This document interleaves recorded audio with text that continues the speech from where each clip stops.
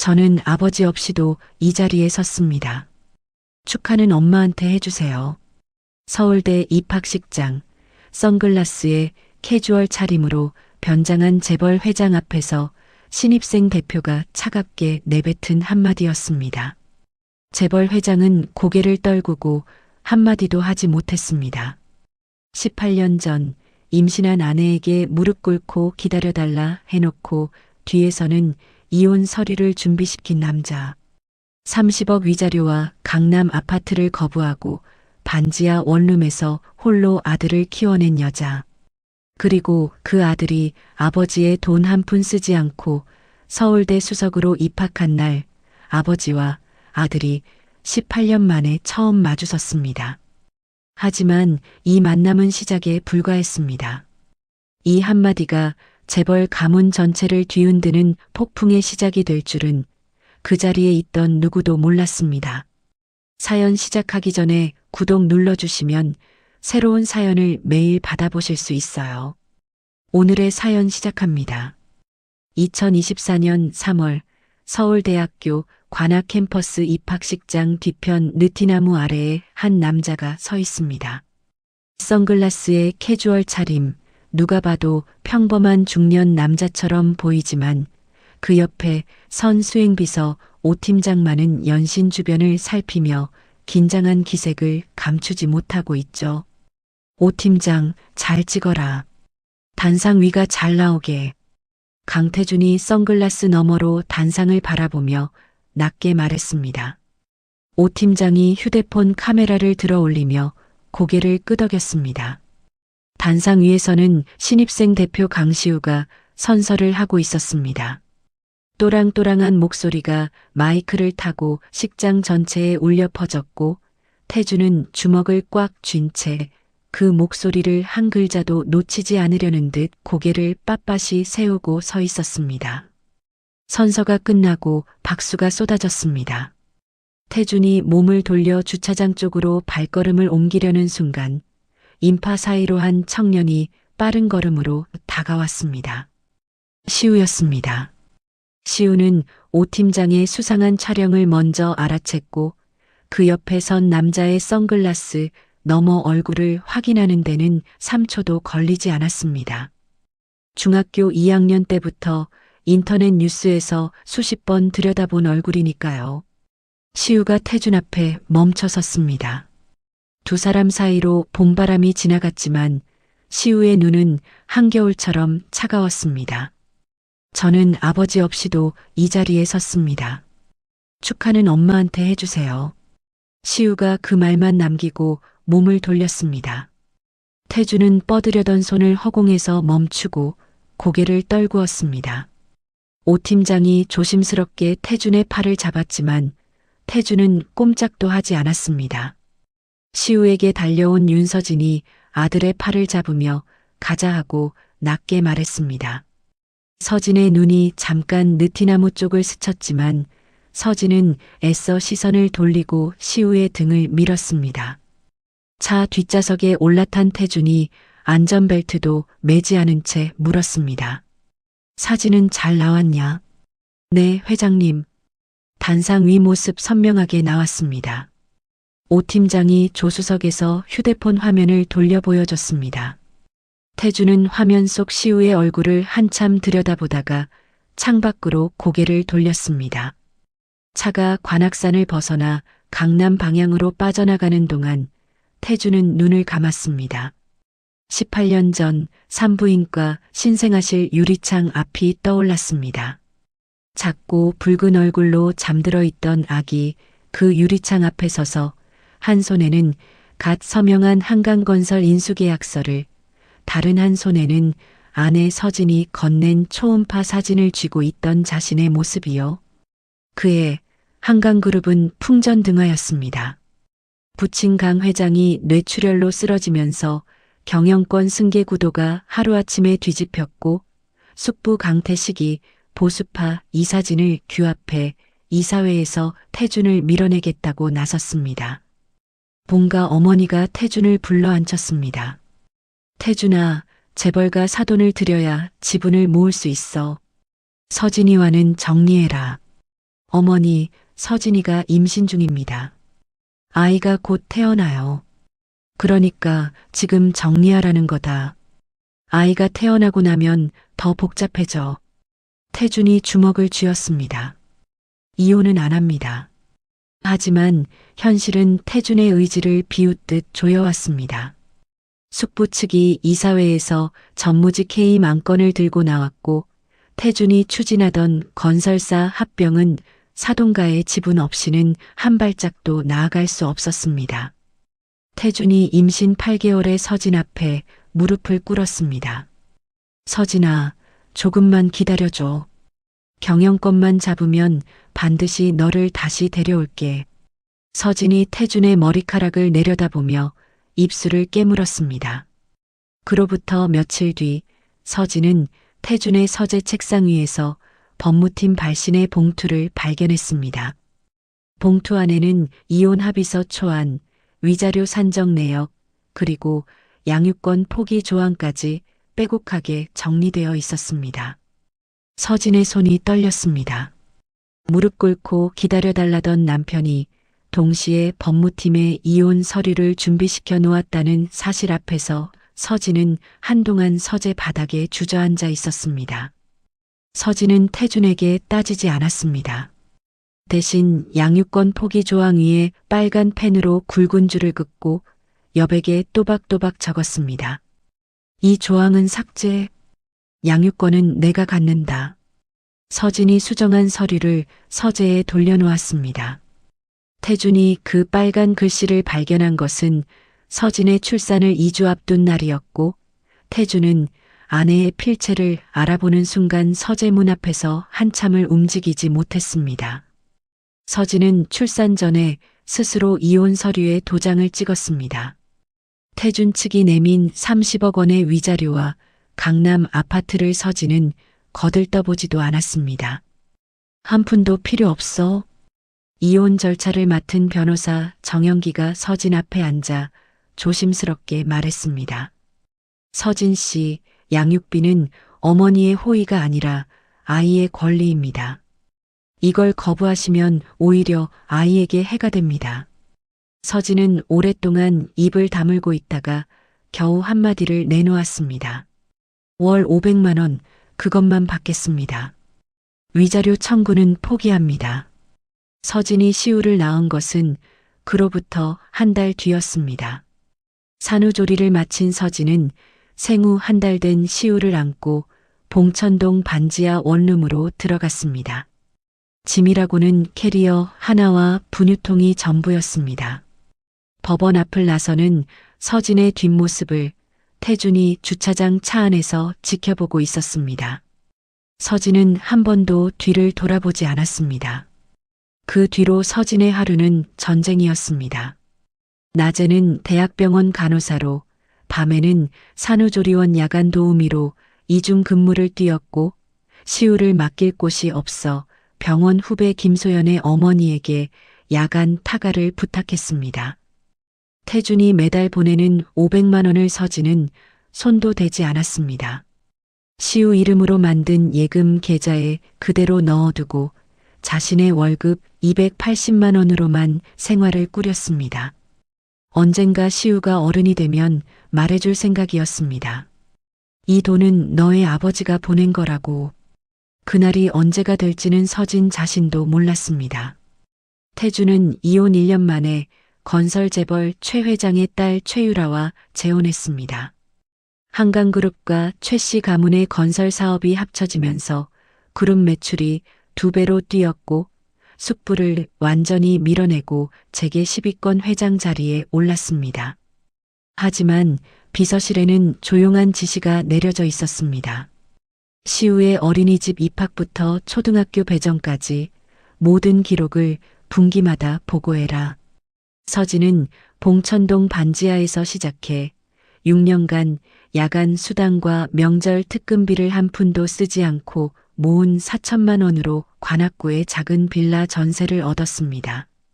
시우에게 처음으로 자기 방을 만들어준 날 서진은 텅 빈 방에 혼자 서서 한참을 울었습니다. 그 사실은 시우도 모릅니다. 시우는 학원 하나 다닌 적 없이 서진이 야근해서 돌아온 새벽 식탁에서 가르치는 공부만으로 초등학교 전교 1등을 놓치지 않았습니다. 아빠가 뭐 하시는 분이야? 친구들이 물을 때마다 시우는 짧게 답했습니다. 우리 집은 엄마랑 둘이야. 중학교 2학년이 된 시우가 어머니 서랍 속에서 통장을 발견한 것은 어느 일요일 오후였습니다.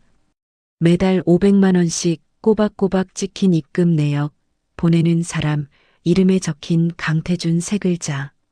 시우가 통장을 들고 서진 앞에 섰습니다. 엄마, 이게 뭐야? 강태준이 누구야? 서진이 시우를 식탁에 앉히고 마주 앉았습니다. 그리고 처음으로 전부를 이야기했습니다. 아버지가 있다는 것, 이혼을 한 사실, 그리고 양육비를 한 푼도 쓰지 않고 모아두었다는 것까지. 그날 밤 시우는 방문을 잠그고 강태준을 검색했습니다. 화면에 쏟아지는 재벌 회장의 사진들, 재혼 기사, 화려한 행사장 사진. 관악구 빌라의 좁은 방에서 그 사진들을 내려다보며 시우는 밤새 한마디도 하지 못했습니다. 다음 날 아침 시우가 부은 눈으로 식탁에 앉았습니다. 서진이 아무 말 없이 된장찌개를 떠놓았습니다. 엄마, 응, 나 서울대 갈 거야. 그 사람 돈 없이도 된다는 거 내가 보여줄게. 서진은 대답 대신 시우의 밥그릇에 반찬을 하나 더 올려놓았습니다. 그날부터 4년 시우는 매일 새벽 5시에 일어나 자정에 잠드는 생활을 반복했습니다. 전국 모의고사 상위 0.1%를 한 번도 놓치지 않았고 2024년 봄 서울대 자유전공학부 수석 합격이라는 결과로 그 약속을 지켰습니다. 그리고 오늘 입학식장 느티나무 아래에서 아버지를 마주한 것입니다. 강남으로 향하는 차 안에서 태준이 천천히 눈을 떴습니다. 창밖으로 관악산이 멀어지고 있었습니다. 입학식이 있고 이틀 뒤 한남동 자택 서재에서 태준이 모니터 앞에 앉아 있었습니다.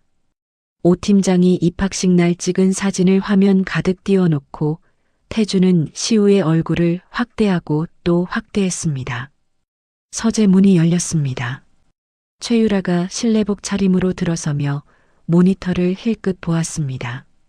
화면 속 단상 아래 시우를 올려다보는 서진의 옆모습이 또렷하게 찍혀 있었습니다. 유라의 입꼬리가 가늘게 내려갔습니다. 시우라는 아이한테 신경 쓰는 거 대체 언제까지 할 거야? 태준이 마우스에서 손을 떼지 않은 채 대답했습니다. 당신이 걱정할 일 아니야. 내가 걱정 안 하면 누가 해. 준혁이 아버지가 딴 집 아들 사진을 서재에 띄워놓고 있는데 태준이 모니터를 껐습니다. 유라는 꺼진 화면에 비친 태준의 표정을 한참 들여다보다가 고개를 돌리고 서재를 나갔습니다. 유라가 나간 뒤 태준은 책상 서랍 안쪽에서 파일 하나를 꺼냈습니다. 비서실이 분기마다 올린 보고서를 시간순으로 정리한 것이었습니다. 초등학교 전교 1등 상장 사본, 중학교 과학경시대회 수상 내역, 고등학교 모의고사 전국 석차표. 태준이 한 장 한 장 넘기다가 파일을 덮으며 중얼거렸습니다. 18년 동안 내가 한 게 이것뿐이야. 돈 보내고 기록 모으고. 같은 시각 서울대 기숙사 2인실에서 시우가 침대에 걸터 앉아 천장을 올려다보고 있었습니다. 입학식 날 아버지에게 내뱉은 말이 머릿속에서 계속 맴돌았습니다. 야, 강시우. 맞은편 침대에서 룸메이트 정혜민이 과자 봉지를 뜯으며 물었습니다. 입학식 때 뒤쪽에서 너 찍던 아저씨 누구야? 경호원 같은 사람까지 있던데. 시우가 시선을 천장에 고정한 채 짧게 답했습니다. 모르는 사람이야. 혜민이 과자를 씹다가 시우의 얼굴을 가만히 살폈습니다. 혜민도 고등학교 때 부모님이 갈라서는 걸 겪었고 저런 표정이 무슨 뜻인지 모를 리 없었습니다. 혜민은 더 묻지 않고 과자 봉지를 시우 쪽으로 밀어놓았습니다. 며칠 뒤 한강그룹 본사 이사회 회의실에서 정기 이사회가 열렸습니다. 부회장 박재홍이 프로젝터 화면을 띄우며 하반기 신사업 보고를 시작했습니다. 회장님, 이 부분 수치에 대해 질문이 있으시면. 태주는 대답이 없었습니다. 회의 테이블 상석에 앉은 채 창밖 하늘만 멍하니 바라보고 있었습니다. 박재홍이 리모컨을 내려놓으며 태준을 지켜보았습니다. 이사 12명의 시선이 일제히 태준에게 쏠렸고 태준은 그제야 고개를 돌렸습니다. 계속해. 회의가 끝난 뒤 박재홍이 회장실 문을 두드렸습니다. 회장님, 요즘 사적인 일로 마음이 흔들리시는 건 아닙니까? 태준이 펜을 내려놓으며 박재홍을 올려다보았습니다. 자네가 걱정할 일 아니야. 걱정이 아니라 충고입니다. 이사회에서 회장님이 딴 생각하시는 걸 다 봤습니다. 태준이 눈을 가늘게 좁혔습니다. 충고는 고맙지만 선은 넘지 마라. 박재홍이 고개를 숙여 인사하고 돌아서는데 입꼬리에 알 수 없는 웃음이 스쳤습니다. 박재홍은 30년간 태준의 부친과 태준을 보좌하며 부회장까지 올랐지만 최근 반도체 소재 사업이 확대되면서 자신이 주도해온 화학 부문이 예산이 깎이는 것을 지켜보고만 있어야 했습니다. 자기보다 15년이나 어린 전략팀장 손에 실질적인 결정권이 넘어가는 꼴을 매일 눈앞에서 보면서 박재홍의 속은 골물대로 골마 있었습니다. 한편 유라는 독자적으로 움직이기 시작했습니다. 대학 동창이자 강남 사교계의 정보통인 이정아를 청담동 카페로 불러냈습니다.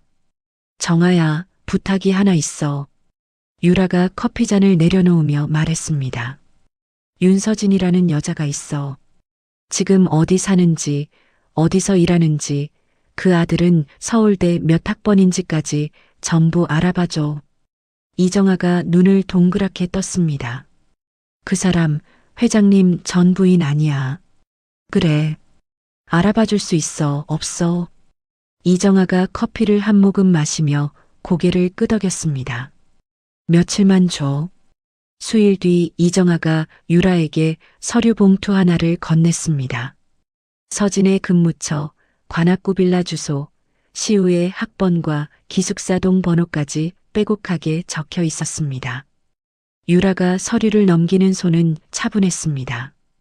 단순한 질투가 아니었습니다. 재혼 17년간 쌓아 올린 한강그룹 안주인의 자리, 친정 최 씨 가문이 보유한 한강그룹 지분 8%, 아들 준혁의 미래. 태준의 첫째 아들이 수면 위로 올라오는 순간 이 모든 것이 흔들릴 수 있었습니다. 유라가 서류 봉투를 서랍에 넣으며 입술을 꽉 다물었습니다. 같은 무렵 서진은 병원에서 4월 인사이동으로 중환자실 수간호사 보직을 맡게 되었습니다. 업무량이 2배로 뛰었지만 서진의 얼굴색은 날마다 나빠지고 있었습니다. 입학식 날 태준을 본 뒤로 가슴이 답답하고 밥이 넘어가지 않는 증상이 계속되었습니다. 간호사실에서 후배 소연이 서진의 팔을 잡았습니다. 선배, 얼굴색이 진짜 안 좋아요. 소화기내과 예약이라도 잡아드릴까요? 서진이 손을 저었습니다. 시우 첫 학기가 좀 안정되면 그때 받을게. 지금은 안 돼. 소연이 입술을 깨물었습니다.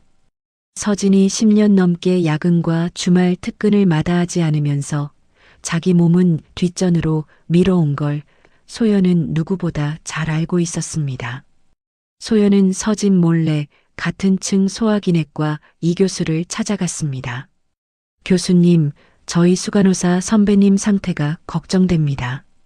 복도에서 마주치시면 검진 한 번만 권해주실 수 있으세요? 이 교수가 고개를 끄덕였습니다. 알겠어. 자연스럽게 해볼게.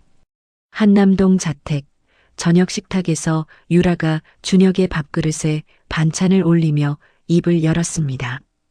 준혁아, 엄마가 해줄 이야기가 있어. 16살 준혁이 젓가락을 멈추고 엄마를 올려다보았습니다. 아버지한테 이혼 전에 낳은 아들이 있어. 올해 서울대 자유전공학부에 수석으로 들어갔다.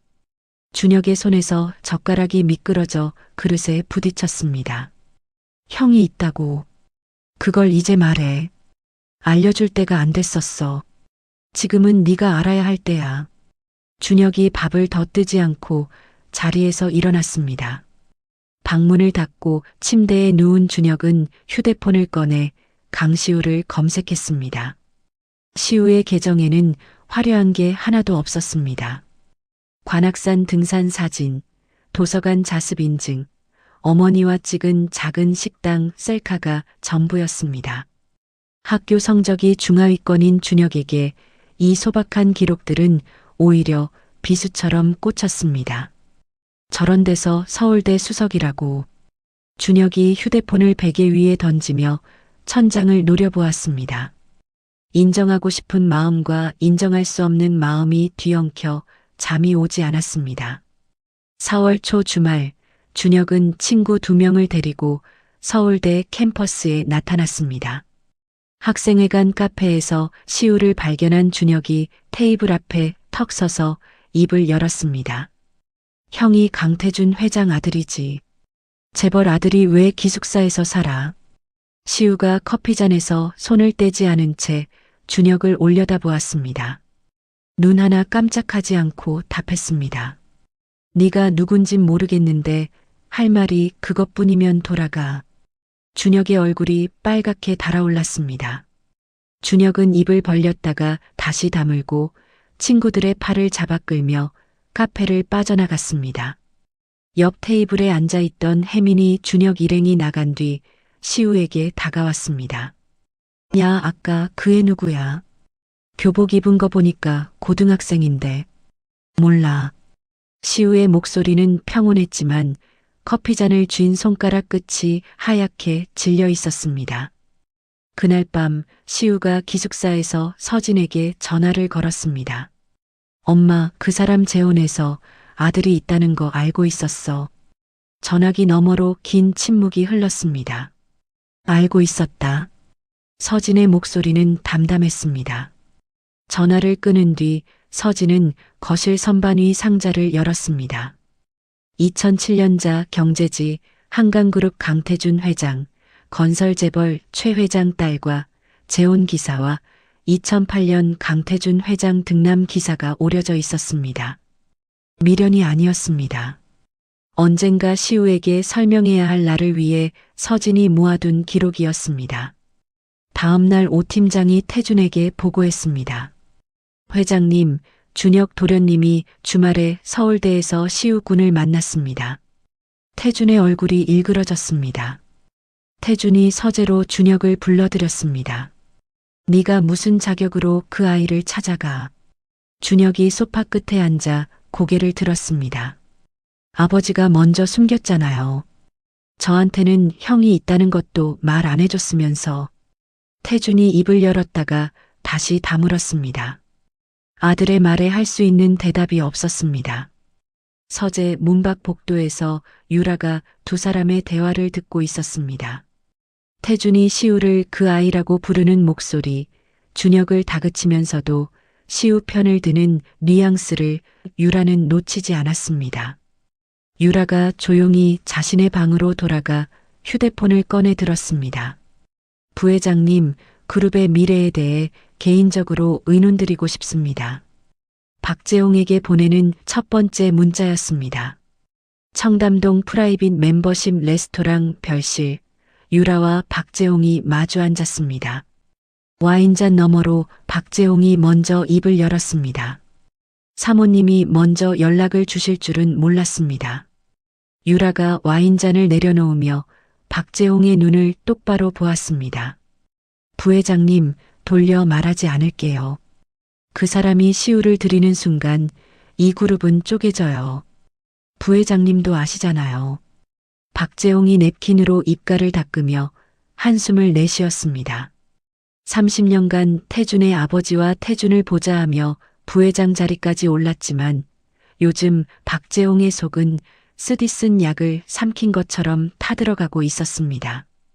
자기가 키운 화학 부문 예산이 반도체 쪽으로 깎여나가고 자기보다 15살이나 어린 전략팀장이 회장 바로 옆에서 판을 짜는 꼴을 매일 봐야 했으니까요. 사모님, 솔직히 말씀드리겠습니다. 회장이 시우를 공식적으로 끌어들이면 그룹은 분열됩니다.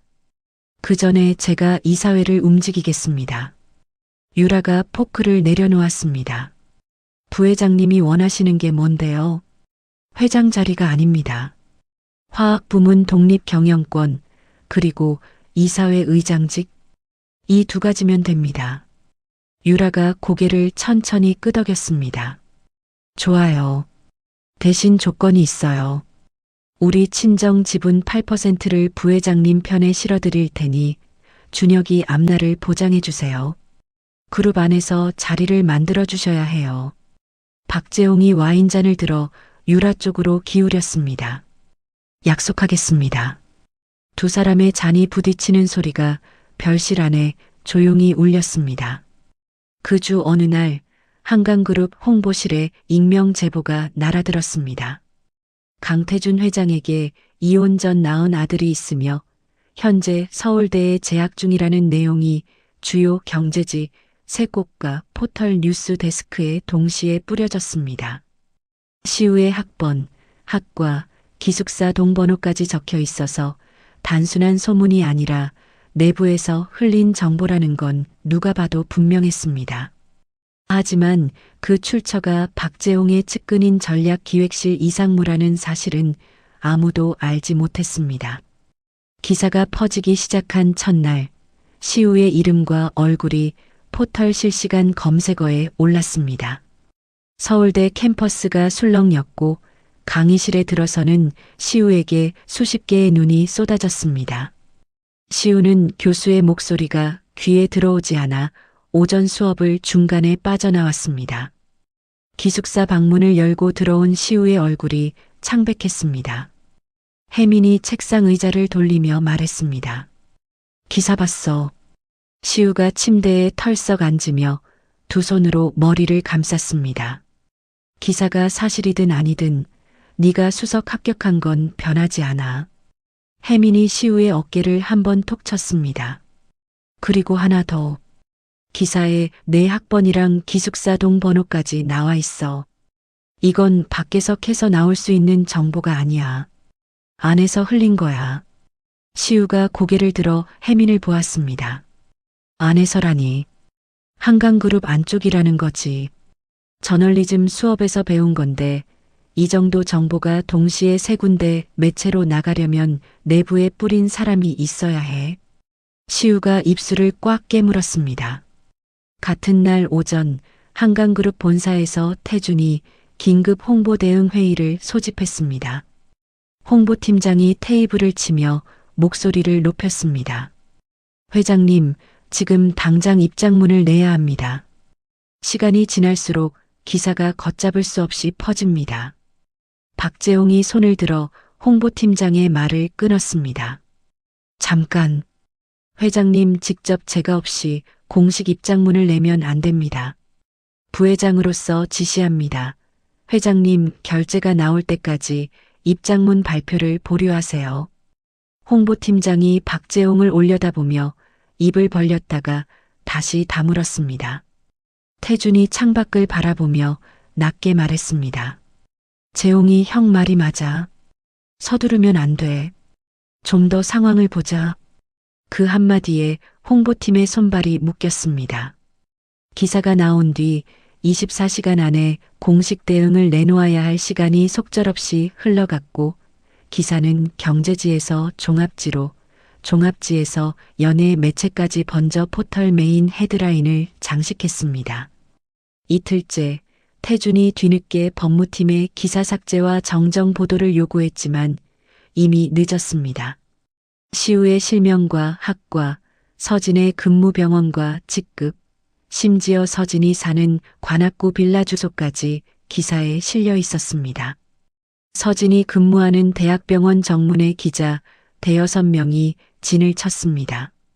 병원 총무과가 서진의 퇴근길을 후문으로 바꿨지만 프리랜서 기자 한 명이 후문까지 따라왔습니다. 윤서진 간호사님, 한강그룹 강태준 회장과의 관계에 대해 한 말씀만. 서진은 고개를 숙인 채 아무 대답 없이 걸었습니다. 병원 복도를 지나는데 눈앞이 빙글 돌았습니다. 서진이 벽을 짚으며 몸을 기울이자 뒤에서 소연이 달려와 서진의 허리를 잡았습니다. 선배, 괜찮아요. 제가 잡고 있을게요. 소연이 서진을 부축해 택시에 태웠습니다. 택시 안에서 서진이 눈을 감으며 중얼거렸습니다. 소연아, 시우한테는 말하지 마. 소연이 입술을 깨물며 고개를 끄덕였지만 다음 날 바로 소화기내과 이 교수를 찾아갔습니다. 교수님, 수간호사 선배님이 몇 달째 살이 빠지고 있어요. 복통도 작고 소화불량에 어제는 어지러워서 쓰러질 뻔했습니다. 이 교수의 표정이 굳었습니다. 그 증상이면 빨리 정밀 검사를 받아야 해. 담도 쪽 문제일 수 있어. 소연이 서진에게 전했지만 서진의 대답은 같았습니다. 시우일이 좀 가라앉으면 받을게. 소연이 하고 싶은 말을 삼키며 간호사실을 나갔습니다. 시우는 소연에게서 서진이 기자들에게 시달리고 있다는 전화를 받았습니다. 시우의 손이 부들부들 떨렸습니다. 시우가 휴대폰을 꺼내 한강그룹 비서실 대표 번호를 눌렀습니다. 18년 만에 거는 첫 전화였습니다. 오 팀장이라는 분 바꿔주세요. 전화를 받은 오 팀장에게 시우가 쏟아냈습니다. 당신네 때문에 엄마가 이 고생을 하고 있어요. 우리한테 관심을 끊으세요. 입학식에는 왜 나타난 겁니까? 오 팀장은 녹음 버튼을 누르지 않고 시우의 말을 끝까지 들은 뒤 태준에게 구두로 보고했습니다. 태준은 회장실 소파에 앉은 채 한동안 입을 열지 못했습니다. 태준이 오 팀장에게 시우와의 만남을 요청했지만 시우는 응하지 않았습니다. 이틀 뒤 서진이 태준에게 18년 만에 직접 전화를 걸었습니다. 시우를 더 이상 끌어들이지 마. 그 아이는 당신 없이도 잘 살아왔고 앞으로도 그럴 거야. 기사는 당신 문제니까 당신이 수습해. 전화가 끊겼습니다. 태준이 핸드폰을 내려놓고 회장실 창밖을 바라보았습니다. 태준은 기사 유출 경로를 밝히기 위해 법무팀에 내부 조사를 지시했습니다. 비서실과 인사팀의 정보 접근 기록을 추적하던 중 조사 대상 목록에 박재홍의 이름이 올라왔습니다. 태준이 목록을 보고 고개를 저었습니다. 재홍이 형을 넣어. 30년을 같이 한 사람이야. 빼라. 법무팀장이 펜을 멈추며 태준을 올려다보았습니다. 회장님, 가능성을 배제하시면 안 됩니다. 내가 빼라면 빼. 박재홍이 목록에서 빠지면서 측근 이상무의 이메일 발신 기록까지 조사 범위에서 사라졌습니다. 법무팀은 결국 외부 흥신소를 통한 유출 가능성이 높다는 엉뚱한 결론을 내놓았고 태준은 이를 근거로 민사소송 준비에 들어갔습니다. 진짜 적이 30년간 바로 옆에 앉아 있었다는 사실은 여전히 가려져 있었습니다. 며칠 뒤 이사회에서 박재홍이 준비해둔 긴급 안건을 꺼냈습니다. 기사 게재 이후 일주일 새 주가가 7% 떨어졌습니다. 기관 투자자 3곳에서 공식 우려 서한이 접수되었고요. 경영 리스크 관리 차원에서 회장님의 대외 활동을 이사회 사전 승인제로 전환하는 임시 조치를 제안합니다. 사회이사 5명 중 3명이 손을 들었습니다. 태준이 테이블 위 자료를 내려다보며 주먹을 꽉 쥐었습니다. 30년간 쌓아 올린 경영권에 금이 가는 소리가 들리는 것 같았습니다. 그날 밤 시우는 기숙사 침대에 누워 천장을 바라보고 있었습니다. 혜민이 전해준 준혁의 말이 머릿속에서 떠나지 않았습니다. 아버지가 먼저 숨긴 거잖아요. 준혁도 아버지에게 뭔가를 숨겨진 채 살아온 사람이라는 생각이 스쳤습니다. 시우는 그 생각을 밀어내고 책상 위 중간고사 교재를 집어들었습니다. 같은 시각 태주는 한남동 자택이 아니라 강남의 한 건물 앞에 차를 세우고 있었습니다. 18년 전 시우가 태어난 산부인과였습니다. 이미 문을 닫아 간판이 내려간 건물 1층을 태준이 차 안에서 한참 바라보았습니다. 신생아실 유리창 너머로 갓 태어난 시우를 안고 반드시 지켜주겠다고 다짐했던 그날이 떠올랐습니다. 태준이 핸드폰을 꺼내 시우의 번호를 화면에 띄웠습니다. 손가락이 통화 버튼 위에서 멈췄다가 내려왔습니다. 태준이 오 팀장에게 문자를 보냈습니다. 내일 아침 일찍 관악구로 간다. 다음 날 아침 7시 태준은 수행 차량 대신 렌터카를 직접 몰고 관악구로 향했습니다. 내비게이션에 주소를 입력하는 손끝이 떨렸습니다. 비서실 보고서로만 확인해온 주소였지 한 번도 직접 와본 적이 없었으니까요. 빌라 앞 좁은 골목에 차를 세운 태준이 건물을 올려다보았습니다. 낡은 외벽, 페인트가 벗겨진 계단, 현관 앞에 나란히 놓인 신발 2켤레. 서진의 다른 간호사 신발과 시우의 깨끗하지만 값싼 운동화. 태주는 한남동 자택 현관에 줄지어 놓인 명품 구두들이 떠올라 눈을 감았습니다. 초인종에 손을 뻗으려는 순간 현관문이 안에서 열렸습니다. 출근 준비를 마친 서진이 가방을 메고 나오다가 태준과 눈이 마주쳤습니다. 서진은 놀라지 않았습니다. 마치 언젠가 이 문 앞에 서 있을 줄 알았다는 얼굴이었습니다. 돌아가. 서진이 태준을 스쳐 지나가려 했습니다. 서진아. 태준이 서진의 앞을 막으며 말했습니다. 그동안 미안했어. 시우한테 사과할 기회만 한 번 줘. 태준이 무릎을 꿇으려는 순간 서진의 몸이 흔들렸습니다. 기침이 터져 나오더니 서진이 오른쪽 배를 움켜쥐며 현관 문틀을 잡았습니다. 다리에 힘이 빠져 서진이 그대로 주저앉았습니다. 서진아. 태준이 서진의 어깨를 잡았습니다. 괜찮아, 놓아. 서진이 태준의 손을 뿌리치려 했지만 몸이 말을 듣지 않았습니다. 태준이 망설이지 않고 서진을 부축해 차까지 데려갔습니다. 병원 간다. 필요 없다니까. 당신 지금 혼자 서지도 못해. 서진이 입을 다물었습니다. 차가 출발하고 15분 뒤 대학병원 응급실 앞에 섰습니다. 차 안에서 서진은 이를 악물고 참았지만 태준 앞에서 고통스러운 표정을 끝내 감추지 못했습니다. 응급실 접수대에서 간호사가 물었습니다. 환자분과 관계가 어떻게 되세요? 태준의 입이 열렸다가 닫혔습니다. 남편도 아니고 가족도 아니고 보호자라고 말할 자격도 없는 사람. 태준이 아무 말 못하고 서 있는 사이 서진이 먼저 대답했습니다. 지인이에요. 서진이 보호자란에 직접 펜을 들어 아들 강시우의 이름과 전화번호를 적었습니다. 태준은 그 글씨를 바라보며 입술을 깨물었습니다. 이 가족 안에 자기 자리가 없다는 것을 서류 한 장이 똑똑히 보여주고 있었습니다. 태준이 대기실 구석에서 오 팀장에게 전화를 걸었습니다. 시우한테 연락해라. 어머니가 응급실에 계시다고. 전화를 끊고 태준이 대기실 의자에 앉았습니다. 검사가 진행되는 동안 소아기내과에서 간담도 전문 외과의인 이 교수가 호출되었습니다.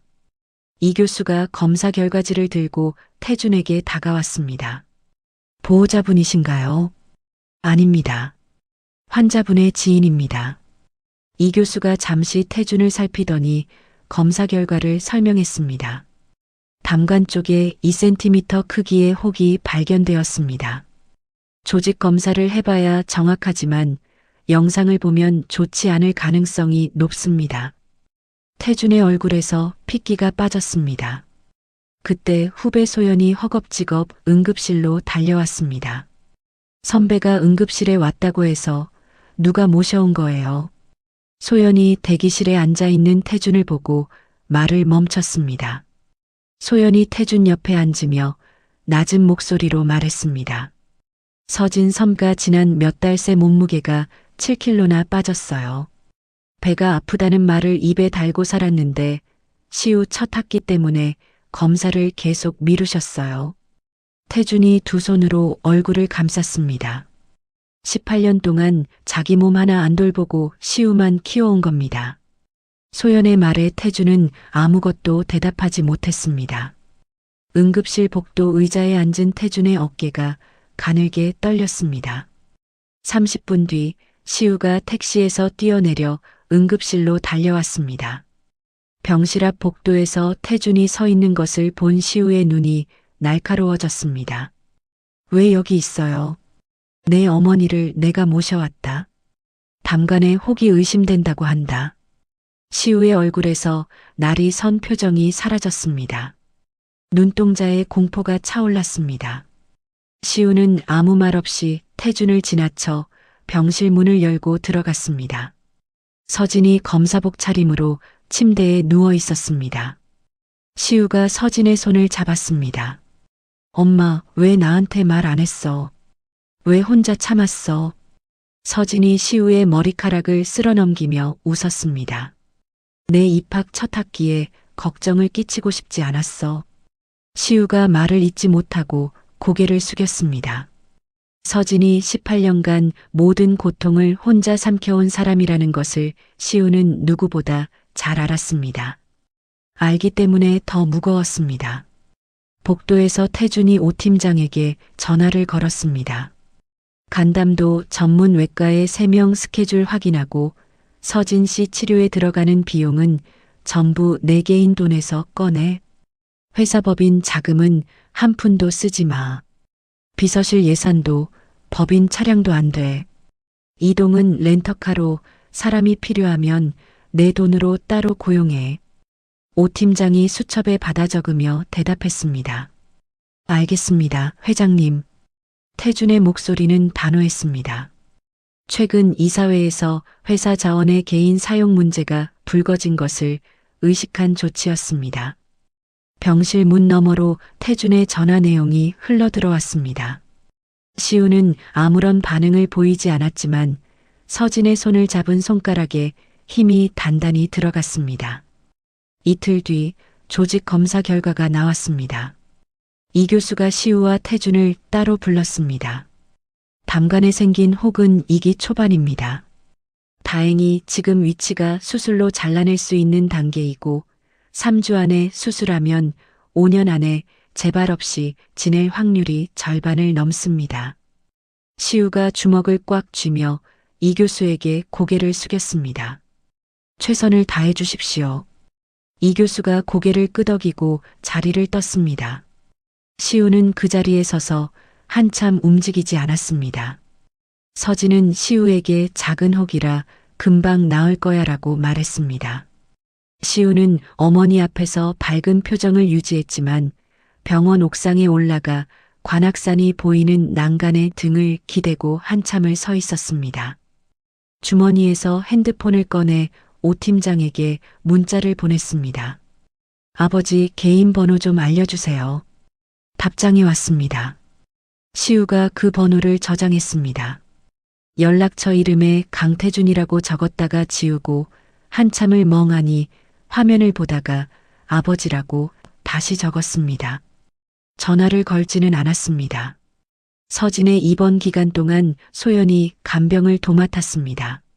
서진이 병상에서도 중환자실 후배들에게 전화로 업무 지시를 내리려 하자 소연이 서진의 휴대폰을 가로막으며 말했습니다.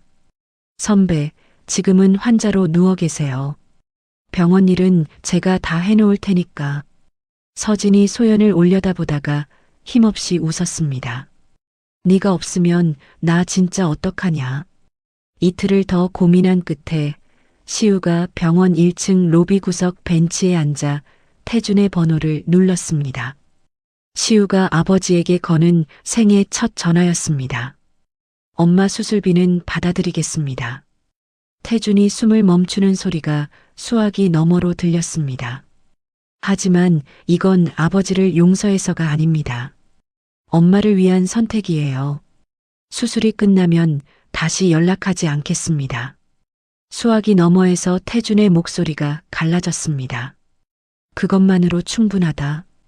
시우가 전화를 끊고 로비 천장을 올려다보았습니다. 수술 날짜가 2주 뒤로 잡혔습니다. 시우는 오전에 수업을 듣고 오후 1시에 병원에 도착해 밤 9시까지 어머니 곁을 지키는 생활을 시작했습니다.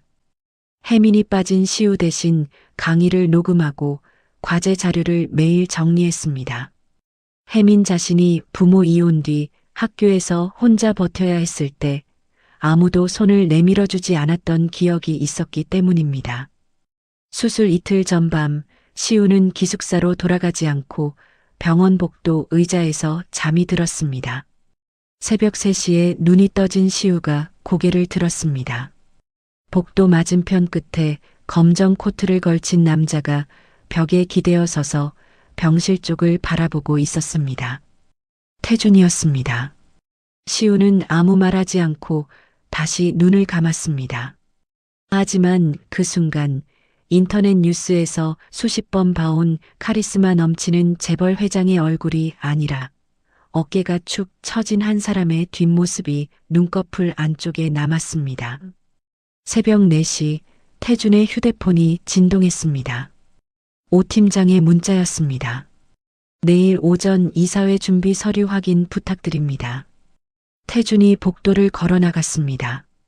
구두 소리가 점점 멀어졌습니다. 시우는 눈을 감은 채 그 발소리가 완전히 사라질 때까지 듣고 있었습니다.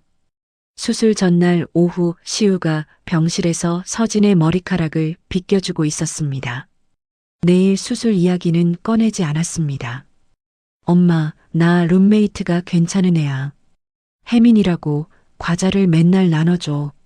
그래. 좋은 친구 사귀었네. 학교 식당 제육볶음이 생각보다 맛있어. 네가 제육볶음을 좋아하니까 당연히 맛있지. 서진이 웃었습니다. 시우가 병실을 나간 뒤 서진은 혼자 천장을 바라보며 조용히 눈을 감았습니다. 수술 결과가 두려운 게 아니었습니다. 만약에, 정말 만약에 잘못되면 시우가 혼자 남는다는 것. 그것만이 서진의 가슴을 짓눌렀습니다.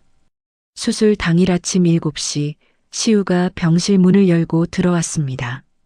새벽 5시에 일어나 혜민이 정리해준 강의 노트를 가방에 넣고 곧장 병원으로 달려온 것이었습니다.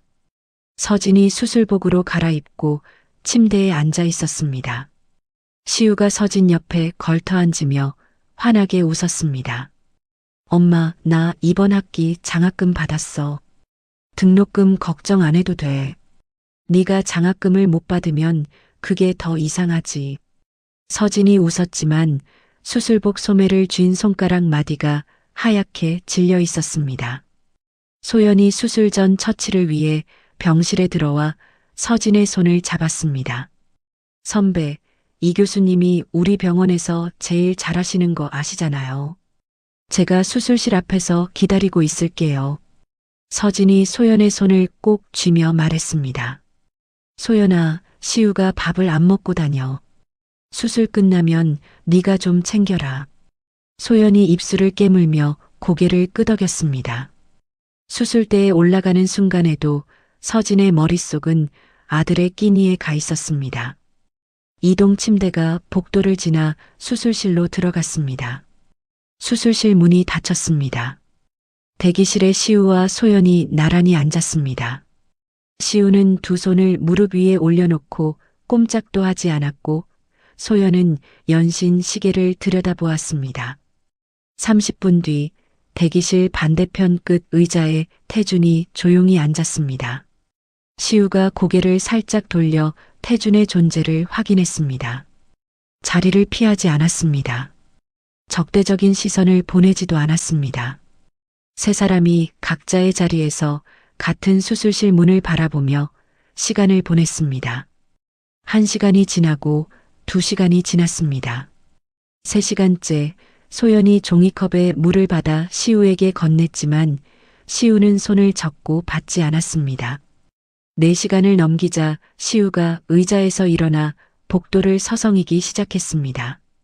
대기실 반대편에서 태준이 휴대폰을 꺼내 오 팀장에게 전화를 걸려다가 멈췄습니다. 수술 중간에 밖에서 이러쿵저러쿵 하면 의료진한테 방해만 되겠다는 생각이 들었습니다. 태준이 휴대폰을 주머니에 다시 넣고 두 손을 무릎 위에 올렸습니다. 돈으로도 권력으로도 어찌할 수 없는 시간 앞에서 태준이 할 수 있는 건 기다리는 것뿐이었습니다. 5시간이 지났습니다. 시우가 걸음을 멈추고 수술실 문을 노려보았습니다. 소연이 의자 팔걸이를 꽉 쥐었습니다. 태준은 고개를 숙인 채 꿈쩍도 하지 않았습니다. 6시간 15분 수술실 문이 열렸습니다. 이 교수가 마스크를 내리며 걸어 나왔습니다. 혹을 깨끗하게 잘라냈습니다. 잘라낸 가장자리에 남은 것이 없고 주변 부위 16곳을 확인했는데 번진 게 없습니다. 경과가 좋습니다. 시우가 대기실 의자에 주저앉았습니다. 무릎에 얼굴을 묻고 어깨가 들썩였습니다. 소리는 나지 않았습니다. 소연이 시우의 등을 쓸어내리며 함께 눈물을 흘렸습니다. 몇 미터 떨어진 곳에서 태준이 고개를 숙인 채 손등으로 눈가를 훔쳤습니다. 시우와 태준은 서로 우는 모습을 시야 끝에서 확인하면서도 말을 건네지 않았습니다. 하지만 이 6시간 같은 공간에서 같은 사람의 생사를 두고 같은 간절함을 품었던 시간은 18년 만에 처음이었습니다. 회복실에서 마취가 풀린 서진이 눈을 떴습니다. 가장 먼저 본 것은 시우의 얼굴이었습니다. 엄마, 수술 잘 끝났어. 이 교수님이 깨끗하게 다 잘라냈대. 서진이 갈라진 목소리로 물었습니다. 밥은 먹었냐? 시우가 웃음을 터뜨리며 서진의 손을 꼭 잡았습니다. 엄마, 수술 끝나자마자 하는 말이 그거야. 서진의 시선이 시우 넘어 병실 입구에 서 있는 태준에게 잠깐 머물렀습니다. 1초, 2초. 서진의 눈이 다시 시우에게로 돌아왔습니다. 태준에 대해서는 한마디도 하지 않았습니다. 서진의 회복은 순조로웠습니다. 3주간 시우는 오전 수업을 마치고 오후 1시에 병원에 도착해 밤 9시까지 어머니 곁을 지키는 생활을 이어갔습니다. 혜미는 강의 녹음뿐 아니라 조별과제에서 시우의 분량까지 대신 해주었고 담당 교수 2명이 사정을 알고 과제 기한을 늘려주었습니다. 태준은 매일 밤 9시 이후 시우가 기숙사로 돌아가고 서진이 잠든 시간을 골라 병원을 찾았습니다. 한남동 자택 근처 식당에서 직접 포장해온 단호박죽과 시우를 위한 도시락을 병실간이 테이블 위에 놓아두었습니다. 비서편이 아니라 태준이 직접 차를 몰고 와서 직접 들고 올라가서 직접 내려놓았습니다. 매일 아침 테이블 위에 놓여있는 음식의 출처를 서진도 시우도 알고 있었습니다. 하지만 누구도 입에 올리지 않았습니다. 수술 후 2주째 되는 저녁 시우가 평소보다 늦게까지 병원에 머물다가 매점에 내려갔습니다. 커피를 사서 1층 로비를 지나는데 막 도착한 태준과 마주쳤습니다. 태준의 손에는 식당 봉투가 들려 있었습니다. 밥은 먹었냐? 시우가 잠시 입을 다물었다가 대답했습니다. 아직이요. 밖에 나가서 뭐라도 먹자. 시우의 발이 멈췄습니다. 5초간 아무 소리도 나지 않았습니다. 시우가 천천히 고개를 끄덕였습니다. 두 사람은 병원 후문 앞 작은 분식집에 들어가 마주 앉았습니다. 떡볶이 2그릇과 김밥 1줄을 시켰습니다. 대화는 짧은 문답이 전부였습니다. 이 교수님이 보조치료 일정은 어떻게 잡으셨대? 수술 부위가 안정되면 시작한다고 하셨어요. 중간고사 범위는 어디까지야? 경제학 원론은 6장까지요. 18년 만에 함께한 첫 식사. 태준이 떡볶이를 집는 젓가락을 쥔 손이 미세하게 떨렸습니다. 시우는 그 떨림을 보고도 모른 척 김밥을 집어 입에 넣었습니다. 서진이 퇴원을 앞둔 날 시우가 병실에서 짐을 정리하다가 간이 테이블 서랍을 열었습니다. 영수증이 쌓여 있었습니다. 항상 같은 식당, 항상 같은 메뉴. 서진이 좋아하는 단호박죽, 시우가 좋아하는 소불고기 도시락. 시우가 영수증을 내려다보다가 서진에게 말했습니다. 아버지가 매일 밤 병원에 와서 음식을 가져다 놓고 갔어. 서진이 창밖을 바라보았습니다. 한참 동안 아무 말이 없었습니다. 그 사람도 힘들었겠지. 시우가 손을 멈추고 서진을 보았습니다. 18년 만에 서진의 입에서 태준에 대해 원망이 아닌 말이 나온 것은 이 한마디가 처음이었습니다. 시우는 아무 대꾸 없이 짐을 계속 정리했습니다. 그날 밤 기숙사로 돌아가는 버스 안에서 시우는 핸드폰에 아버지 연락처를 한참 들여다보았습니다. 퇴원 당일 태준이 서진의 병실에 들어섰습니다. 서진이 처음으로 태준을 피하지 않고 침대에 앉은 채 마주 보았습니다. 수술비하고 병원비는 시우 이름으로 넣어두었던 양육비에서 갚을게. 태준이 고개를 저었습니다. 그 돈은 시우 거야. 시우가 쓰게 해줘. 두 사람 사이로 긴 침묵이 흘렀습니다. 서진이 더 이상 고집을 부리지 않았습니다. 18년 만에 고함도 냉담함도 일방적으로 끊어버리는 것도 없이 두 사람이 주고받은 첫 대화였습니다. 시우는 1학기 중간고사에서 학과 1등을 차지했습니다. 성적표가 나온 날 시우는 서진에게 먼저 보여준 뒤 사진을 찍어 태준의 번호로 보냈습니다. 사진만 한 장, 글자는 한자도 없었습니다. 태준은 그 사진을 받아들고 한참 화면을 내려다보았습니다. 오 팀장에게 아무 지시도 내리지 않았습니다. 서재 서랍을 열어 시우의 어린 시절 사진들 옆에 성적표를 조심스럽게 놓았습니다. 돌잔치 케이크 앞에 앉은 아기 사진, 초등학교 입학식 교복 사진, 그리고 대학교 1학년 1학기 성적표. 18년간 사진으로만 봐온 아들이 처음으로 직접 무언가를 보내온 것이었습니다. 태준은 서재 불을 끄지 못하고 한참을 앉아 있었습니다. 5월의 마지막 주말, 시우가 관악구 빌라를 찾아갔습니다. 서진이 부엌에서 미역국을 끓이고 있었습니다. 시우야, 앉아. 서진이 미역국을 떠놓으며 말했습니다. 아버지한테 고맙다고 전해라. 그리고 가끔 밥같이 먹어도 된다. 시우가 숟가락을 들다가 멈추며 서진을 올려다보았습니다. 엄마가 괜찮아. 괜찮으니까 말하는 거야.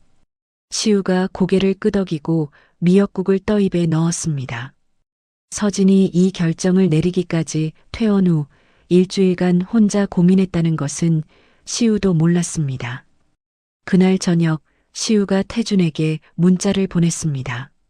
다음 주 토요일 시간 되세요. 태준이 서재에서 답장을 쓰고 지웠습니다. 어디서 만날까를 지우고 고맙다를 지우고 보고 싶었다를 지우고 10분을 그렇게 보낸 뒤 태준이 보낸 답장은 2글자였습니다. 된다. 시우와 태준의 첫 약속이 잡힌 바로 그 주 월요일 아침, 한강그룹 감사위원회 위원장 사회이사 장경호의 책상 위에 서류 봉투 하나가 놓였습니다. 익명의 내부 고발이었습니다.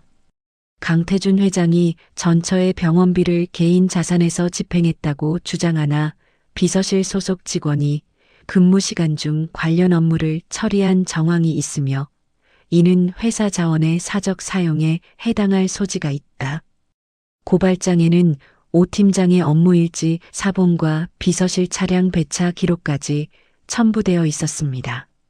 태준이 개인 돈으로 치료비를 냈고 렌터카를 빌렸고 사람도 따로 고용한 것은 사실이었지만 오 팀장이 근무 시간에 서진 관련 연락을 처리한 기록을 잡아내려 문제를 만든 것이었습니다. 이 고발장을 설계한 것은 유라가 선임한 법무법인의 변호사였고 그 배후에 박재홍이 있다는 사실은 감사위원회도 태준도 알지 못했습니다. 감사위원회가 이사회 차원의 내부 감사를 공식 결정했습니다. 당일 오후 경제지에 기사가 떴습니다. 한강그룹 회장, 전처 치료비 논란에 이사회 내부 감사 착수. 이틀 만에 한강그룹 주가가 4% 넘게 빠졌습니다. 기관 투자자 두 곳이 전략팀장 김재원에게 전화를 걸어왔습니다. 당분간 추가 지분 매입은 보류하겠습니다. 김재원이 회장실로 뛰어들어와 보고했습니다. 회장님, 우호 지분 31%의 기반이 흔들리고 있습니다. 태준이 책상 위 서류를 내려다보며 이를 악물었습니다. 시우는 기숙사에서 포털 뉴스를 열었습니다. 기사 제목 아래 댓글이 수백 개 달려 있었습니다. 전처한테 돈 퍼주는 재벌, 사생아 뒷바라지에 회사 돈 쓰는 회장. 시우가 휴대폰을 침대 위에 내려놓고 한참을 앉아 있다가 태준에게 문자를 보냈습니다. 이번 주는 어렵겠습니다. 한 줄이 전부였습니다. 태준은 그 한 줄을 읽고 핸드폰을 뒤집어 책상 위에 놓았습니다.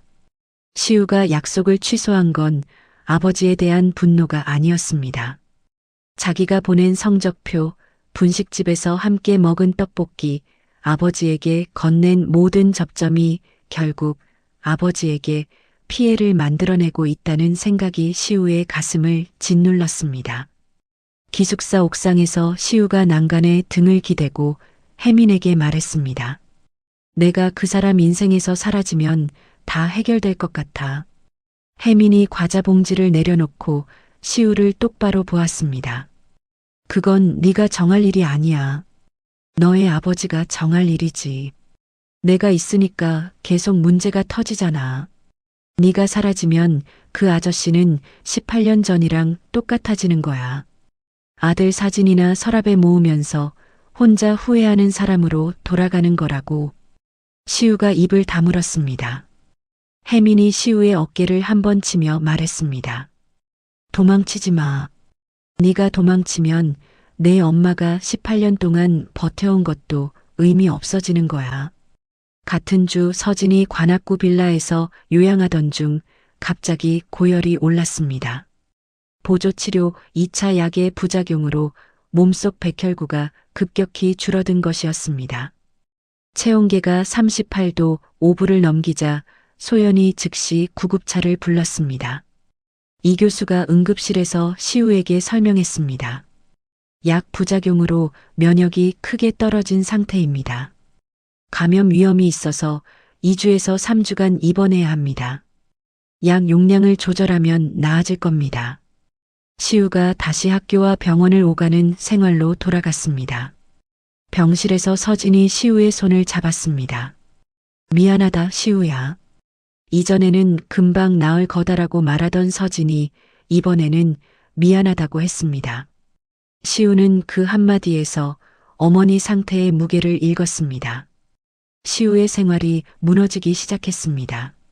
리포트 제출 기한을 2건이나 놓쳤고 교수의 면담 권유 이메일을 열어보지도 못했습니다. 기숙사에서 잠을 제대로 자지 못해 몸무게가 3kg 빠졌습니다. 서진이 병상에서 간병 온 시우의 얼굴을 보며 말했습니다. 시우야, 네가 이러면 엄마가 더 아파. 학교에 가 있어. 시우는 듣지 않았습니다. 박재홍은 이 시기를 놓치지 않았습니다. 이사회에 임시 주주총회 소집을 공식 청구했습니다. 안건은 경영 신뢰 회복을 위한 회장직 신임 투표였습니다. 박재홍이 확보한 사회이사 3명의 서면, 동의와 유라 친정 최씨 가문 지분 8%의 위임장을 합치면 태준을 끌어내리는데 필요한 표에 거의 닿는 숫자였습니다. 유라가 한남동 자택 거실에서 준혁에게 말했습니다. 이 싸움이 끝나면 네가 한강그룹의 정당한 후계자가 되는 거야. 준혁이 소파에서 고개를 들었습니다. 엄마, 나는 그 자리를 원한 적 없어. 유라가 준혁을 바라보았습니다. 뭐라고? 진짜야. 나는 그런 거 원한 적 없다고. 유라가 아들의 얼굴을 한참 들여다보다가 시선을 돌리고 다음 날 일정을 확인했습니다. 그날 밤 준혁이 방에서 서울대 학생 커뮤니티를 검색했습니다. 시우 그 형 진짜 대단하다. 엄마 병원에 매일 가면서 학점 4.3이다. 준혁이 화면을 내려다보며 침대에 등을 기댔습니다. 자기가 부족한 성적과 방향 없는 생활을 엄마 기대 탓으로, 아버지 무관심 탓으로만 돌려왔다는 것을 처음으로 똑바로 보게 되었습니다. 태주는 내부감사와 임시주총이라는 이중 공격 앞에서 한정수를 만났습니다. 강남 호텔 라운지에서 한정수가 커피잔을 내려놓으며 말했습니다. 태준아, 내 쪽 이사회에서도 한강그룹 지분 들고 있는 거에 대해 말이 나오고 있어. 우호 지분은 유지하마. 하지만 밖에서 나서서 너를 밀어주는 건 당분간 어렵다. 태준이 고개를 끄덕이며 자리에서 일어났습니다. 호텔을 나서는 태준의 얼굴에 그림자가 내려앉았습니다. 전략팀장 김재원이 기관 투자자 동향 분석을 보고했습니다. 주총 당일 출석 비율에 따라 결과가 갈립니다. 박 부회장 측이 소액주주 위임장 확보에 나서고 있습니다. 태준이 창밖을 바라보며 오 팀장에게 중얼거렸습니다. 내가 물러나면 시우한테 가는 기사도 악성 댓글도 사라지겠지. 오 팀장이 몸을 돌려 태준을 정면으로 바라보았습니다. 회장님, 물러나시면 끝이 아니라 시작입니다. 박 부회장이 자리를 잡으면 시우 군과 서진 씨를 지켜줄 사람이 사라집니다. 기자들은 쫓겨난 회장의 숨겨진 아들이라는 기사를 새로 쓸 겁니다. 태준이 입을 다물었습니다. 그날 밤 오 팀장이 시우에게 전화를 걸었습니다. 시우 군, 회장님께서 주주총회를 앞두고 사퇴를 검토하고 계십니다. 시우가 기숙사 책상 앞에서 밤새 잠을 이루지 못했습니다. 새벽 4시 시우가 택시를 타고 서진의 병실을 찾아갔습니다. 항암 부작용으로 잠이 얕아진 서진이 눈을 감고 있었습니다. 시우가 서진 곁 의자에 앉아 중얼거렸습니다. 엄마, 나 그 사람한테 한 번만 더 기회를 줘도 될까? 서진은 깨어 있었습니다. 하지만 눈을 뜨지 않고 아들의 말을 듣고 있었습니다. 다음 날 아침 7시 서진이 침대 머리를 올리고 앉아 의자에서 잠든 시우를 흔들어 깨웠습니다. 시우야, 일어나. 시우가 눈을 비비며 고개를 들었습니다. 아버지한테 전화해. 엄마가 싫어하잖아. 서진이 시우의 눈을 똑바로 보며 말했습니다. 이건 너를 위한 게 아니라 엄마 부탁이다. 엄마가 이 병원에 있는 동안 네가 혼자 무너지는 걸 보는 게 병보다 아파. 서진이 이어서 말했습니다. 그리고 그 사람이 회사에서 쫓겨나면 우리한테 찾아오는 기자들은 더 많아져. 그건 현실이야. 시우가 서진의 얼굴을 한참 바라보았습니다. 18년간 혼자 모든 것을 결정해온 어머니가 처음으로 아들에게 부탁을 하고 있었습니다. 시우가 고개를 끄덕이고 병원 1층 로비로 내려갔습니다. 벤치에 앉아 태준의 번호를 눌렀습니다. 아버지, 한 가지 부탁이 있습니다. 수화기 너머에서 태준의 숨소리가 멈췄습니다. 시우가 전화해서 아버지라는 호칭을 쓴 것은 이번이 처음이었습니다. 태준이 가까스로 입을 열었습니다. 말해라. 주주총회에서 물러나지 마세요.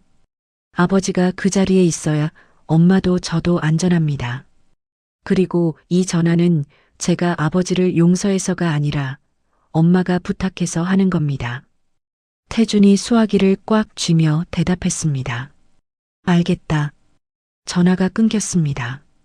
시우의 전화를 받은 다음 날 아침 태준이 전략팀장 김재원과 법무팀장을 회장실로 불렀습니다.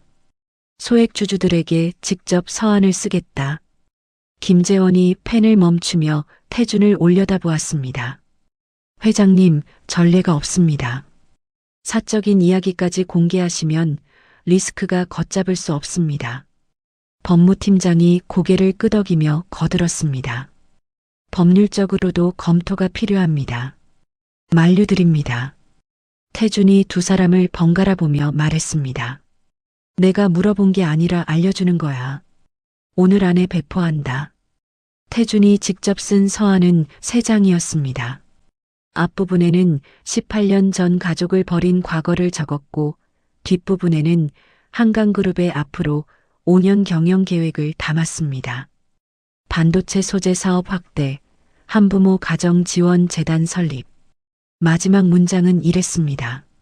주주 여러분께 경영 성과로 보답하지 못하면 스스로 물러나겠습니다. 김재원이 서한을 읽고 태준에게 말했습니다. 이건 양날의 검입니다, 회장님. 태준이 서한 끝에 서명을 하며 대답했습니다. 검이 아니면 방패도 없어. 서한이 한강그룹 홈페이지와 주요 경제지에 동시에 올라간 당일 한강그룹 소액주주 연대 대표 박미영이 기자회견을 열었습니다. 회장의 개인 문제와 경영 능력은 별개입니다. 지난 10년간 주당 수익 성장률을 보십시오. 경영진 교체는 주주 이익에 반합니다. 인터넷에서 바람이 바뀌기 시작했습니다. 아버지로서 책임지겠다는 재벌 회장이라는 글이 퍼져나갔습니다. 태준이 서한에 적어 넣은 구체적 실적 수치가 소액주주들의 마음을 돌렸습니다. 취임 후 매출 3배 성장, 부채 비율 40% 감소, 5년 연속 배당 증가. 이 사람이 나가면 내 주식이 떨어진다. 현실적인 계산이 여론을 움직인 것이었습니다. 의결권 자문사 2곳이 현 경영진 유지를 권고했고 박재홍이 잡아두었던 사회이사표 중 2명이 입장을 뒤집었습니다. 해임한 가결은 사실상 물 건너갔습니다. 박재홍이 마지막 카드를 들고 경기도 용인의 최씨 가문 본가를 찾아갔습니다. 유라의 오빠 최연철이 응접실에서 박재홍을 맞았습니다. 부회장님, 무슨 일로 여기까지 오셨습니까? 현철 회장님, 한강그룹 주총에서 최씨 가문의 추가 지분 동원이 필요합니다. 최연철이 찻잔을 내려놓으며 박재홍을 올려다보았습니다. 부회장님, 우리 가문까지 끌어들여서 재계에서 망신을 시킬 작정입니까? 한강그룹 주가가 더 빠지면 우리 8%도 손해입니다. 박재홍의 얼굴이 굳었습니다. 최연철이 자리에서 일어나며 말했습니다. 돌아가 주십시오. 박재홍이 나간 뒤 최연철이 유라에게 전화를 걸었습니다. 유라야, 이 이상 일을 키우면 친정에서도 손을 떼겠다. 알아들어. 전화가 끊기고 유라가 소파에 앉은 채 한참을 움직이지 못했습니다. 임시주총 3일 전 태준이 한강그룹 본사 옥상 정원에서 박재홍을 만났습니다. 30년 전 두 사람이 선대 회장의 비서로 일하던 시절 매일 점심을 먹던 곳이었습니다. 태준이 먼저 입을 열었습니다. 재홍이 형. 박재홍이 고개를 돌렸습니다. 이사회에서 쓰던 자네가 아니라 30년 전에 호칭이 나온 것이었습니다. 박재홍의 눈이 잠시 흔들렸습니다. 형이 화학 부문에서 밀려나는 걸 느끼고 있었다는 거 내가 몰랐던 건 아니야. 근데 이런 식으로 풀 줄은 몰랐어. 박재홍이 난간을 잡으며 태준을 정면으로 바라보았습니다. 태준아, 자네가 시우를 버린 것처럼 나도 자네를 버린 것뿐이야. 자네는 가족도 동료도 필요할 때만 쓰고 버리는 사람이었어. 태준이 고개를 끄덕였습니다. 그 말이 맞아. 나는 형한테도 버림받아 마땅한 사람이었어. 박재홍이 입술을 깨물었습니다. 반박을 예상했는데 인정이 돌아오자 할 말을 잃은 것이었습니다. 태준이 이어서 말했습니다. 형한테 소송을 걸거나 법적으로 밀어붙이지 않겠어. 대신 이사회에서 해임안을 자진 철회하고 명예롭게 퇴임해. 퇴직금 전액하고 화학 부문 자문역 3년 계약을 보장하마. 박재홍이 태준을 오래 바라보았습니다. 봄바람이 옥상 정원의 나무를 흔들었습니다. 박재홍이 정원 벤치에 털썩 앉더니 안주머니에서 봉투를 꺼냈습니다. 미리 써온 사직서였습니다. 태준의 눈이 커졌습니다.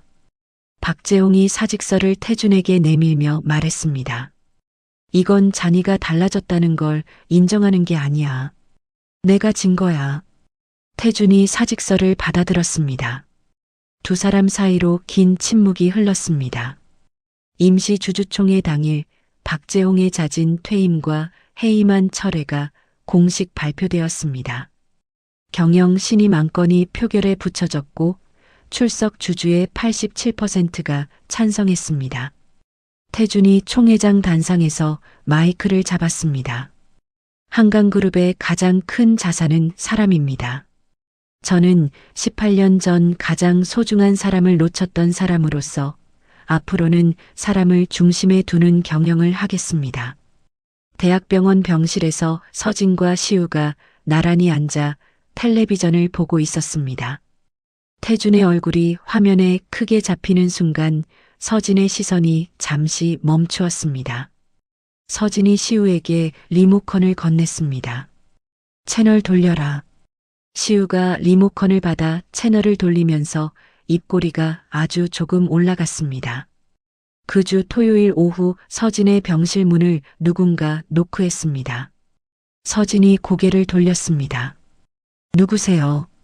문이 열리고 고등학교 교복을 입은 준혁이 서 있었습니다. 꽃다발도 선물도 없이 빈손이었습니다. 강태준의 둘째 아들 강준혁입니다. 서진이 준혁의 얼굴을 가만히 바라보았습니다. 준혁이 허리를 깊이 숙였습니다.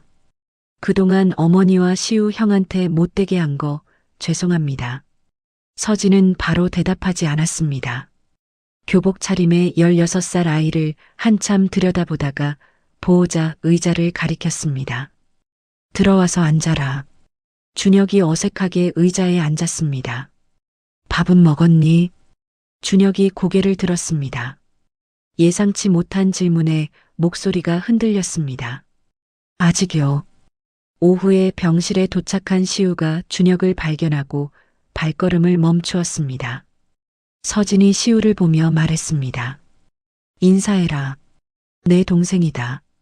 시우가 준혁을 내려다보았습니다. 밥 먹었어? 준혁의 눈이 커졌습니다. 방금 서진이 자기에게 물었던 것과 똑같은 질문, 똑같은 말투. 그걸 알아차린 건 준혁뿐이었습니다. 4월 학생회관 카페에서 서로를 노려보던 때와는 전혀 다른 공기가 병실 안에 흘렀습니다.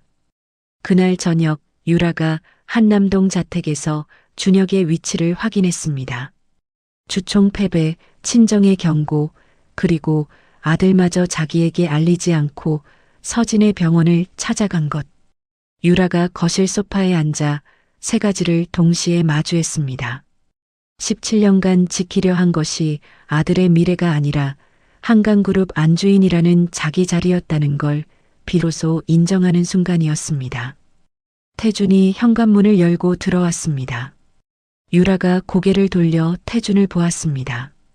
태준이 먼저 입을 열었습니다. 당신한테도 나는 좋은 남편이 아니었어. 유라의 입이 열렸다가 닫혔습니다. 냉소적으로 받아칠 말이 목까지 올라왔다가 사라졌습니다. 17년간 이 남자가 자기에게 이런 식의 사과를 한 적이 단 한 번도 없었다는 것을 유라는 알고 있었습니다. 나도 무서웠어.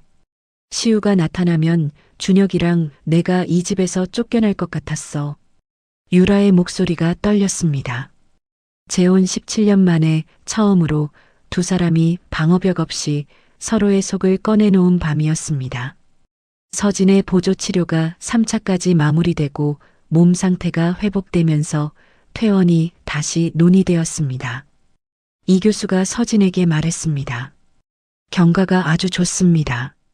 2차 때 부작용은 약 용량을 조절해서 해결했고 앞으로 3개월마다 정기 검진을 받으시면서 2년간 재발이 없으면 그때 안치를 이야기할 수 있습니다. 서진이 오랜만에 환하게 웃으며 시우를 보았습니다. 이제 내 밥이나 챙겨라. 퇴원 전날 저녁 태준이 병실을 찾아왔습니다. 퇴원하고 요양할 곳이 필요하면 어디든 마련하마. 집에 도우미를 보내도 되겠냐? 서진이 고개를 저었습니다. 우리 집이 제일 편해. 도우미도 필요 없어. 서진이 잠시 말을 멈추었다가 덧붙였습니다. 가끔 시우랑 밥 먹는 건 허락할게. 태준이 입을 열었다가 다시 다물었습니다. 겨우 2글자를 꺼냈습니다. 고맙다. 태준이 병실을 나서 복도를 걸어가는데 뒤에서 발소리가 따라왔습니다. 병원 현관까지 따라 나온 시우가 태준의 등 뒤에서 불렀습니다. 아버지. 태준이 돌아섰습니다. 전화가 아니라 직접 얼굴을 마주보고 눈을 보고 부르는 호칭이었습니다. 토요일에 시간 되세요. 태준이 이번에는 10분을 고민하지 않았습니다. 된다. 두 사람이 병원 현관 자동문 앞에서 어색하게 하지만 처음으로 서로를 향해 웃었습니다. 현관 유리에 나란히 비친 두 사람의 옆모습을 뒤에서 지켜보던 소연이 옆에 간호사 동기에게 작게 말했습니다. 저 두 사람 옆모습 너무 닮았다. 첫 번째 토요일 서울대 정문 근처 좁은 골목의 냉면집에서 태준과 시우가 마주 앉았습니다. 태준은 양복 대신 캐주얼 셔츠를 입고 수행원 없이 혼자 왔습니다. 뭐 먹을래? 물냉면이요. 나도 같은 걸로. 면이 나오기 전 태준이 먼저 말을 꺼냈습니다. 시우야, 18년 전 일을 처음부터 끝까지 이야기해 줄게. 한 가지도 빼지 않고. 시우가 물컵을 내려놓고 태준을 바라보았습니다. 태준이 말하기 시작했습니다. 할아버지가 쓰러진 뒤 숙부가 경영권을 빼앗으려 한 것, 본가 할머니가 이혼을 승계의 조건으로 내건 것, 엄마에게 기다려달라고 무릎을 꿇고 놓고도 뒤에서 법무팀에 이혼 서류를 준비시킨 것, 엄마가 그 서류를 발견하고 양육권 조항에 빨간 펜을 그은 것, 그리고 엄마가 출산 전에 스스로 도장을 찍은 것까지. 시우는 한마디도 끼어들지 않았습니다. 냉면이 나왔지만 면발을 가위로 자르지도 않은 채 끝까지 들었습니다. 태준이 젓가락을 내려놓으며 말했습니다. 양육비를 보내면서도 한 번도 찾아가지 못했어. 찾아가면 엄마 자존심을 꺾는 것 같았고 찾아가지 않으면 네가 원망할 걸 알았어. 결국 둘 다 못하고 비서실한테 내 사진만 받아보면서 살았다. 시우가 냉면 그릇을 끌어당기며 가위를 집어들었습니다. 면을 자르고 한 젓가락 입에 넣은 뒤 말했습니다. 그 사진들 나중에 보여주세요. 태준의 손이 미세하게 떨렸습니다. 2주 뒤 두 번째 토요일 태준이 약속 장소에 앨범 하나를 들고 나왔습니다. 비서실이 분기마다 올린 사진들을 태준이 직접 시간순으로 정리한 것이었습니다. 봉천동 원룸에서 찍힌 돌잔치 사진부터 초등학교 입학식, 중학교 과학경시대회 수상식, 고등학교 졸업식까지 한 장도 빠짐없이 들어 있었습니다. 시우가 앨범을 한 장씩 넘기다가 한 사진에서 손을 멈추었습니다. 초등학교 운동회 사진이었습니다. 서진이 달리기 응원을 하며 환하게 웃고 있었고 뒤편 운동장 담장 밖에 선글라스를 쓴 남자의 흐릿한 뒷모습이 찍혀 있었습니다. 이거 아버지예요. 태준이 고개를 끄덕였습니다. 그때도 갔었어. 담장 밖에서만. 시우가 사진을 한참 내려다보다가 앨범을 덮었습니다. 잠시 아무 말이 없었습니다. 계속 보여주세요. 앨범의 마지막 페이지에는 오 팀장이 입학식 날 찍은 시우의 선서 장면이 들어 있었습니다. 6월 말 서진은 관악구 빌라에서 안정적으로 요양하며 정기 검진을 시작했습니다. 시우는 매주 토요일 태준과 식사하는 것이 자연스러운 일상이 되었습니다.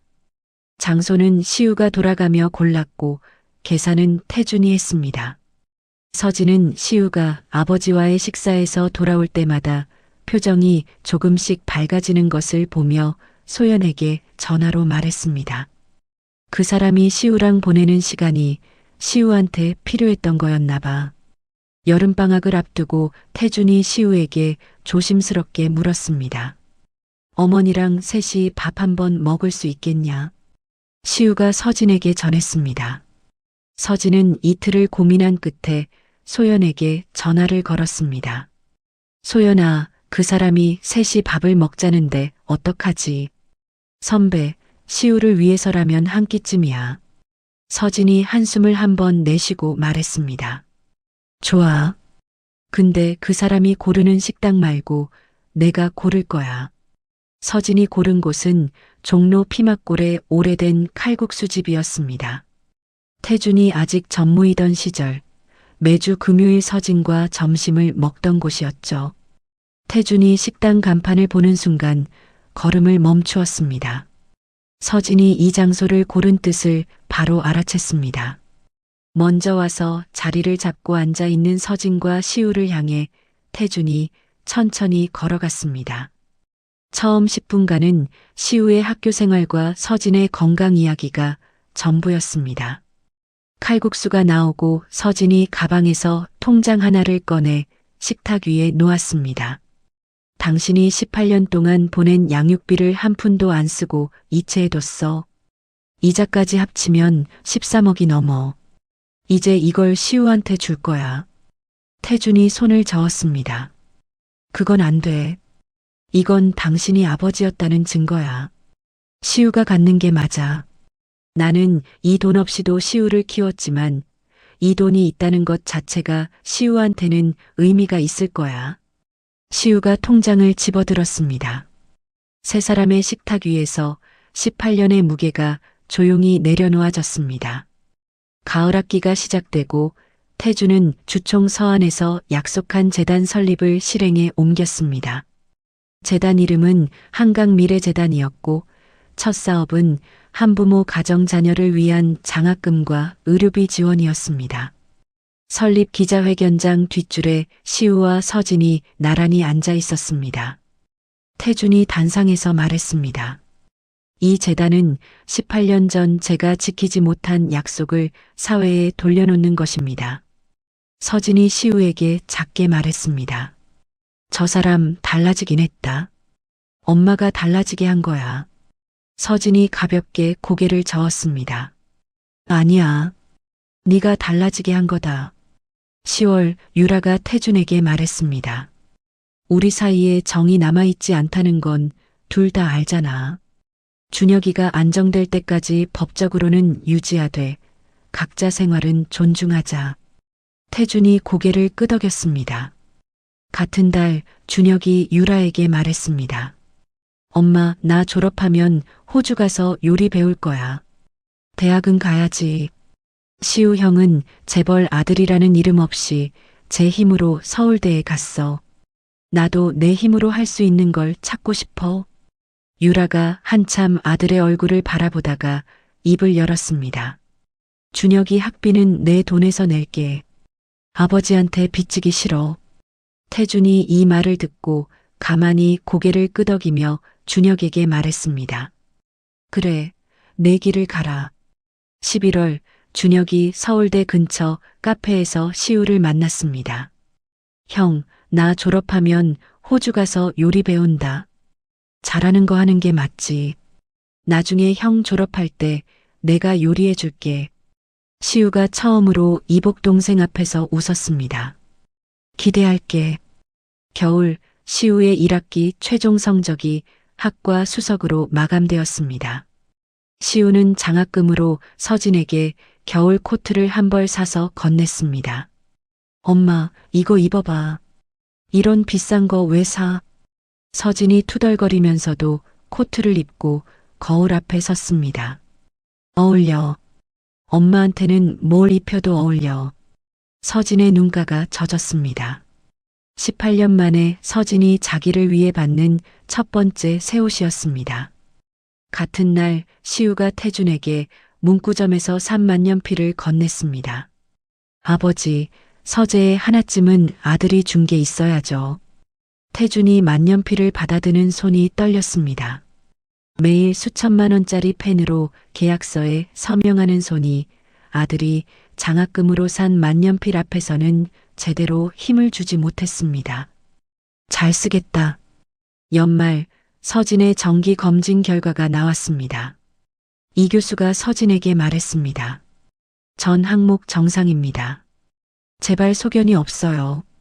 이 추세로 2년간 재발이 없으면 그때 완치를 이야기할 수 있습니다. 시우가 진료실에서 서진을 안았습니다. 야, 병원에서 이러면 어떡하냐? 서진이 그렇게 말하면서도 아들의 등을 가만히 두드렸습니다. 시우가 병원 로비에서 태준에게 문자를 보냈습니다. 엄마 검진 결과 좋습니다. 재발 없습니다. 태준이 이사회 회의 중에 문자를 확인하고 자리에서 일어났습니다. 오늘 오후 일정 전부 취소해라. 태준이 서재로 가서 시우에게 받은 만년필을 꺼내고 편지지를 펼쳤습니다. 18년 전 서진에게 하지 못했던 말들을 처음으로 글로 적기 시작했습니다. 태준이 편지를 다 쓰고 봉투에 넣어 오 팀장에게 건넸습니다. 시우를 통해 서진 씨에게 전해라. 읽을지 안 읽을지는 서진 씨가 정할 일이야. 시우를 통해 편지를 받은 서진은 봉투를 열지 않았습니다. 거실 선반이 상자를 열고 18년간 태준의 기사를 오려 넣어두었던 바로 그 상자 안에 봉투를 넣고 뚜껑을 닫았습니다. 이 편지가 열리는 순간은 아무도 모릅니다. 닫히지도 열리지도 않은 그 상태가 지금 두 사람 사이의 거리였습니다. 이듬해 3월 서울대 캠퍼스에 벚꽃이 피었습니다. 2학년 개강을 맞아 교정을 걷던 시우의 휴대폰이 울렸습니다. 시우야, 오늘 저녁에 엄마랑 셋이 밥 먹자. 네가 골라라. 네, 아버지. 시우가 전화를 끊고 걸음을 멈추었습니다. 1년 전 같은 자리에서 아버지 없이도 여기 섰습니다라고 말했던 자신이 떠올랐습니다. 이제부터 시작이죠. 시우가 주머니에서 휴대폰을 꺼냈습니다. 화면에 아버지와 엄마가 나란히 저장되어 있었습니다. 시우가 휴대폰을 다시 넣고 벚꽃이 흩날리는 교정 위를 걷기 시작했습니다. 18년이라는 시간은 참 길었습니다. 그 긴 세월 동안 서진은 단 한 번도 자기 자신을 위해 돈을 쓰지 않았고 태준은 단 한 번도 아들 앞에 당당히 서지 못했습니다. 한쪽은 새벽 식탁에서 아이를 가르치며 버텼고 다른 한쪽은 서랍 속 사진을 넘기며 후회했습니다. 돌이켜보면 이 이야기에서 처음부터 끝까지 변하지 않은 건 딱 하나였습니다. 서진이 누구를 만나든 가장 먼저 건넨 말, 밥은 먹었냐? 그 한마디가 시우에게로, 준혁에게로, 그리고 결국 태준에게까지 닿았습니다. 용서는 한순간에 오지 않았습니다. 시우는 아버지를 받아들이기까지 수없이 망설였고 서진은 18년치 원망을 내려놓는데 또다시 오랜 시간이 필요했습니다. 태준이 보낸 편지는 아직 열리지 않은 채 상자 안에 들어 있습니다. 하지만 그 상자가 버려지지 않았다는 것, 그것만으로도 충분한 대답이 아닐까요?